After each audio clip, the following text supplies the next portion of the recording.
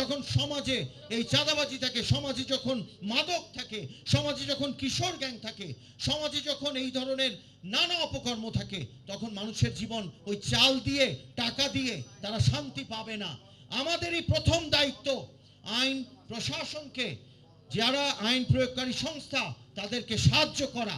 আপনারা করবেন তো? আমাদের নেতৃবৃন্দ যারা আছেন, আপনারা আপনাদের সর্বৈবভাবে আপনারা সহায়তা দেবেন আইন প্রয়োগকারী সংস্থাকে, পুলিশকে, যেখানে যারা আছেন, র্যাবকে, অন্যান্য অধিদপ্তরে যারা আছেন। আমাদের দ্বারা কোনো ধরনের কোনো কিছুতে যেন আমরা কোনো অন্যায় হলে সেখানে আমরা রুখে দাঁড়ানোর মতো সেই শক্তি, সেই মন রাখি। আপনারা আবার বলেন, পারবেন? ইনশাআল্লাহ। আমি চট্টগ্রাম 10-এ একটা মডেল আসন তৈরি করতে চাই।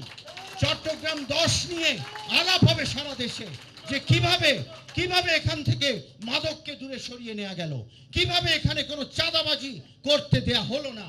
এটা একটা মডেল হিসেবে আমরা চট্টগ্রাম 10-কে তৈরি করব ইনশাআল্লাহ।